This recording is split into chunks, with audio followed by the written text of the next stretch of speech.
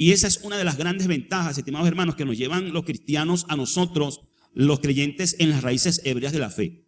Nosotros somos más dados a sentarnos a escuchar y a estudiar, mientras que el pueblo cristiano ha sido enseñado a salir, a anunciar, a proclamar, a predicar. Es la dinámica en la que se mueven las congregaciones cristianas.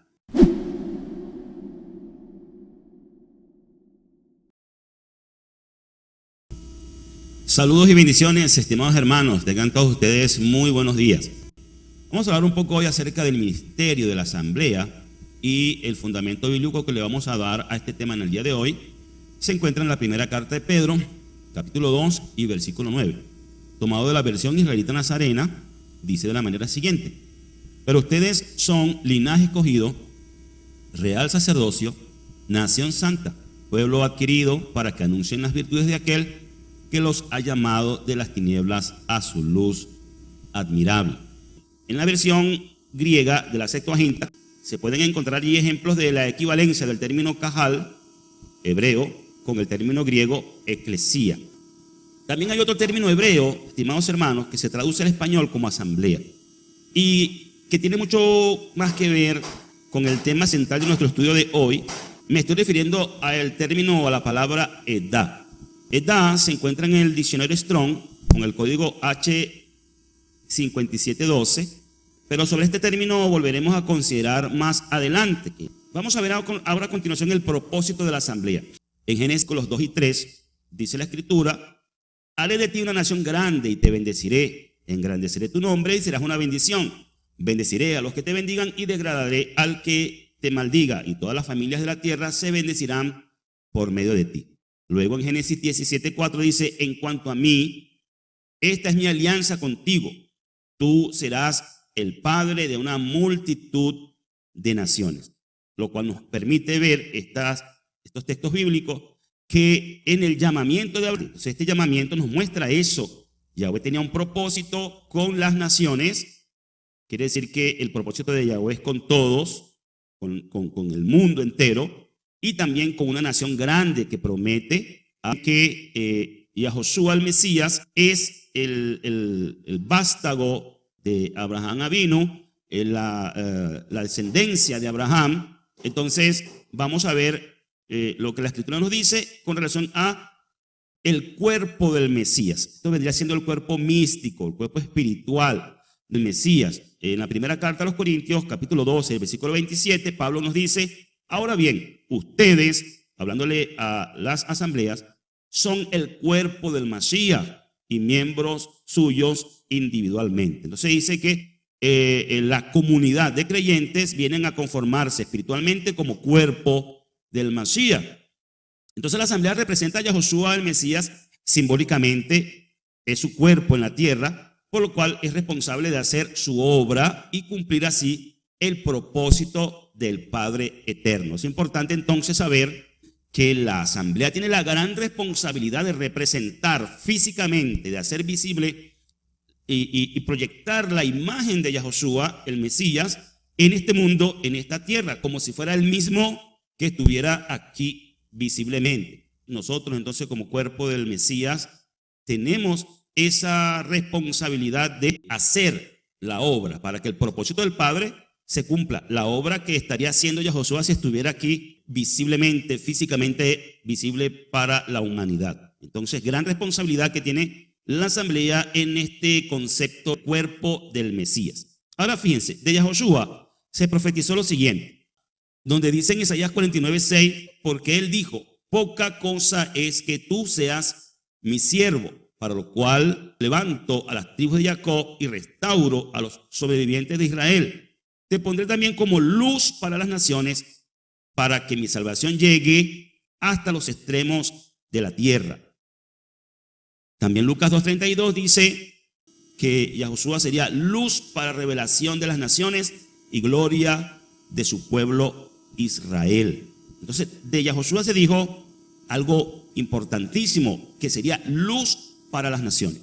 Primero, luz para las naciones, y que esa luz sería con el propósito de la salvación, para que la salvación de Yahweh, fíjense que el versículo 6 del capítulo 49 de Isaías dice: mi salvación, hablando de Yahweh. Y aquí haciendo un paréntesis, recuerdo entonces lo que he dicho en otras oportunidades de quién es el Salvador. El Salvador, el Padre, dice mi salvación y está hablando de el agente de la salvación, el instrumento de la salvación que el Padre Salvador escogió para que esta salvación llegara hasta los extremos de la tierra.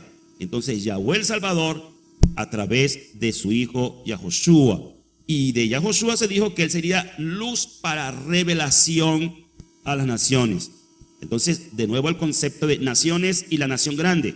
Luz para revelación de las naciones y gloria de tu pueblo Israel, que es la nación grande. Entonces, la asamblea debe ser luz para las naciones, siendo que es el cuerpo espiritual, el que representa físicamente a Yahoshua en esta tierra, debe cumplir ese rol de ser luz para las naciones y así proyectar la imagen y hacer la obra del maestro entre los hijos de los hombres.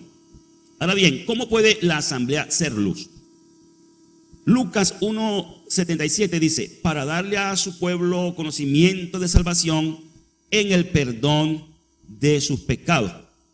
Para darle a su pueblo conocimiento de salvación en el perdón de sus pecados. Fíjense que subrayé conocimiento de salvación. Entonces aquí luz se puede interpretar como conocimiento. Y este conocimiento es para salvación, porque se trata de hacer ver que hay perdón de pecados en Yahoshua para que haya o sea efectiva la salvación, que consiste en la redención, consiste en la inmortalidad, en la reversión de la muerte, que fue lo que entró por causa del pecado.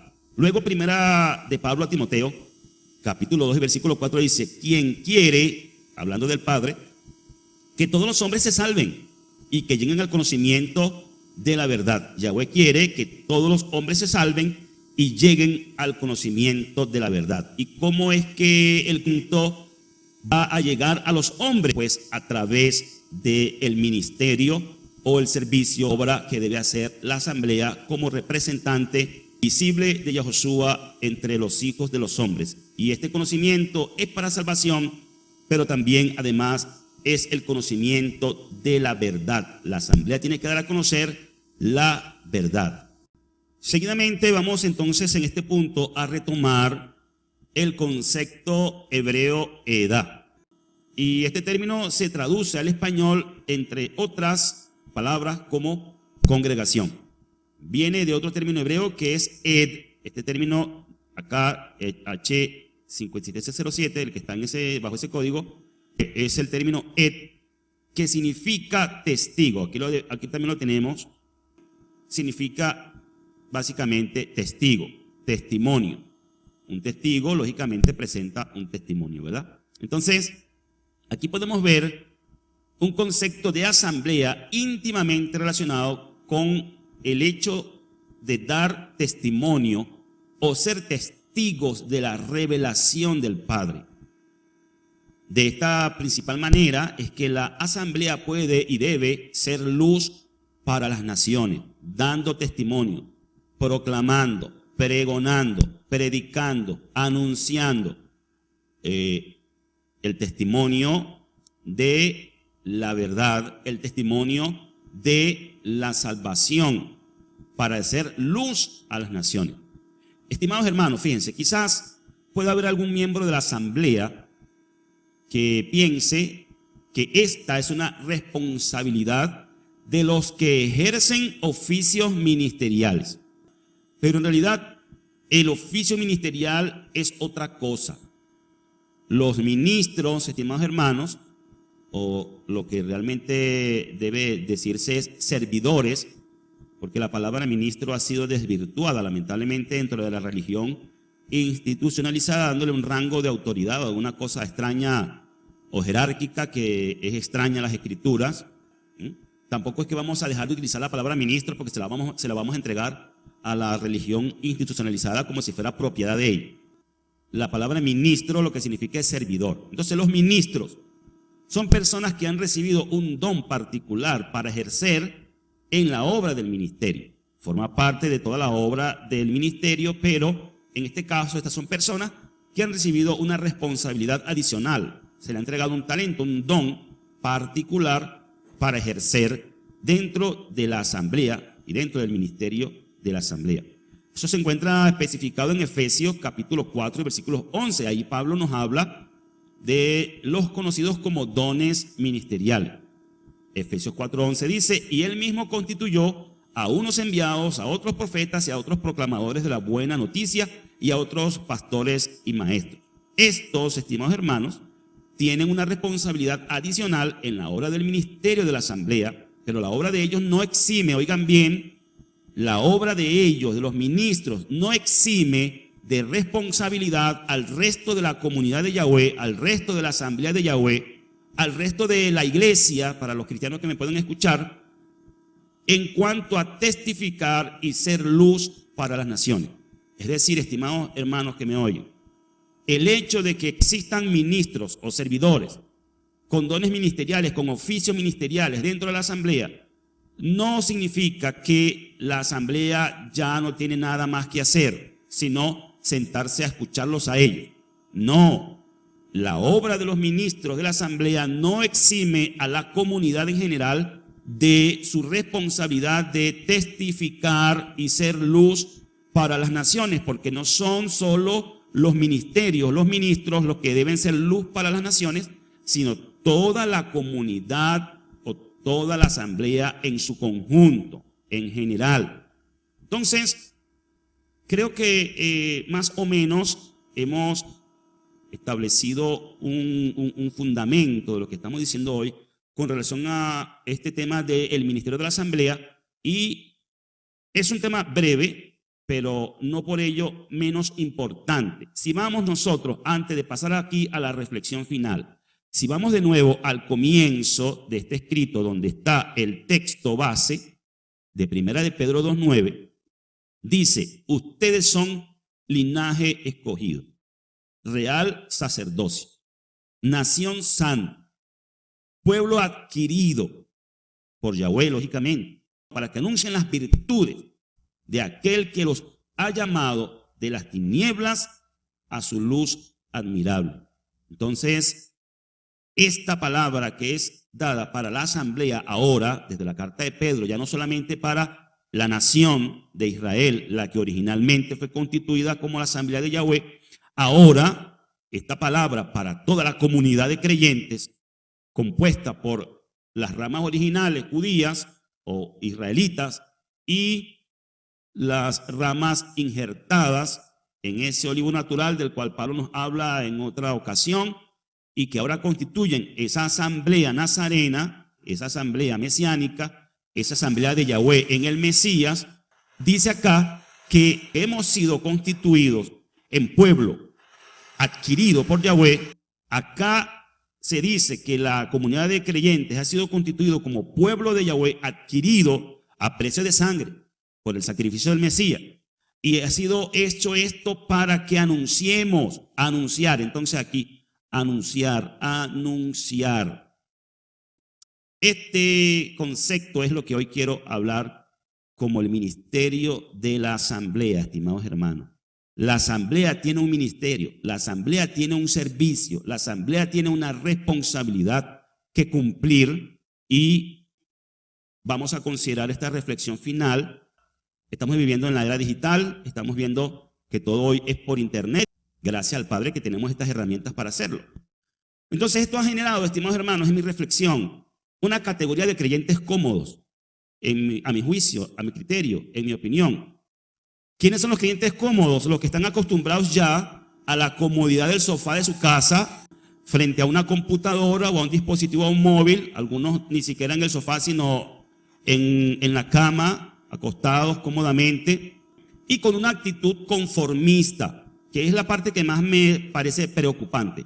Una actitud conformista, además de cómoda, con el rol de espectadores pasivos.